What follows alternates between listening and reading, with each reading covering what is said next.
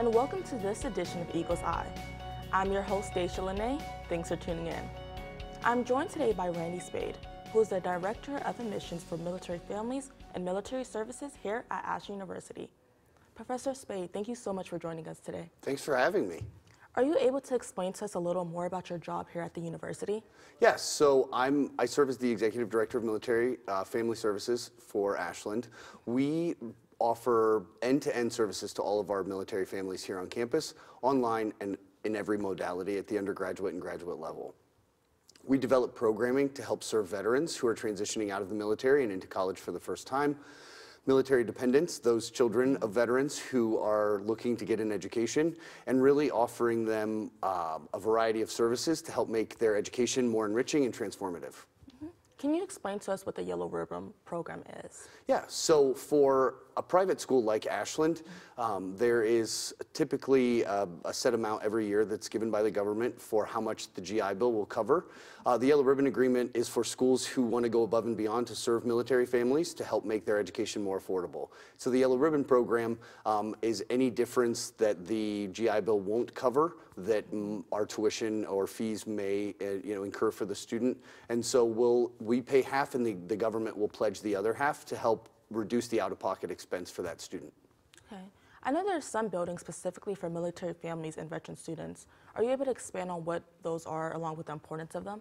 Yeah, so we have two buildings on campus. We have the Jack Liebert Military and Veteran Resource Center.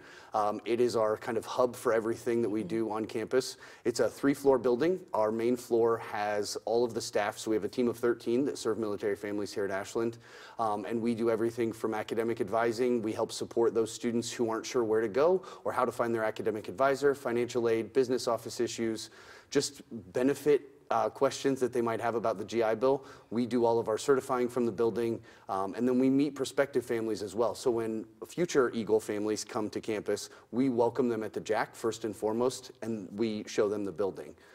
The lower floor of the building is the lounge area, so it's a 24/7, 365 access part of the building where military-connected students have access to private study rooms, a TV lounge, they have their own private gym, a patio with a grill and a fire pit, a kitchen, everything that a commuter student may need or a residential student may enjoy just to have as an extra resource.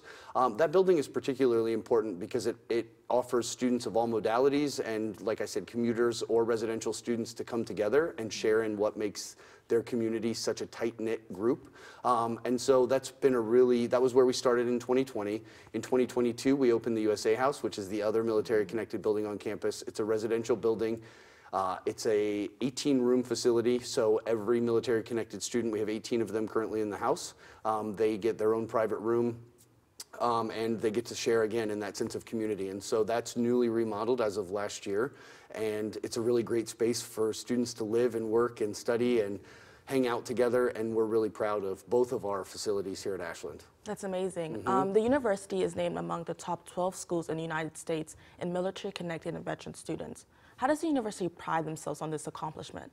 Yeah, so it's been a wild ride, honestly. Over the last couple of years, we joined the National Veteran Leadership Foundation, the Ohio School Consortium, which was really a group of schools coming together to say, how can we model what we're doing for other schools and help them serve their military families better as well?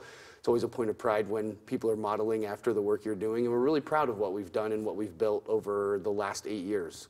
And so that in and of itself was great. We've received a couple more accolades from some of our other rankings for military-connected students and veterans that we're really proud of. And I think for us, it's important to tell those students who are looking at getting an education that Ashland is committed to serving them to the best of their ability. And so when you come to Ashland as a veteran or a military-connected student, while we're really proud of the designation of being a top school, for us, that just means that we have a lot of work to do to help those students succeed. Of course. The university at the beginning of the school year holds an event called the Battle of the Branches. Can you explain what that is and the importance of bringing the branches together? Yeah, so the Battle of the Branches is the event we have on move-in weekend, and so all of our current and new military families descend on the Jack for a fun-filled day of competition. So all of our families will arrive in the morning. They're sorted into their branch affiliation, so all the Army families and all the Marine families and all the Navy families will come together in some just community building activities together, and then we split up and then they compete for the title of the winner. So they do several challenges throughout the morning and afternoon, and then the winning branch, the branch that earns the most points, gets to fly their branch flag over the USA House for the whole academic year. So it's another point of pride for those military families. This year the Army took out the Marines and replaced the Marines flag with the Army flag. And so it's a really great time. It's something that means a lot to them because it's a recognition of how important their branch identity is to their family, and recognizing that as a university and letting their children or themselves, if they're a service member, participate in that is really, really impactful, we think. Yeah, of course. Yeah. How important do you think it is for veterans to come back and get an education? You know, I think that many of our service members, the bravery and courage and the ideals that they exemplify in their service, they earn an education through that service. And so whether it's them taking advantage of it or their children, I think that the power of education, building on the foundation of their service, really can help them excel at their career. And so we want all of our veterans and military-connected students to have gainful employment and to really succeed in whatever they've chosen to do.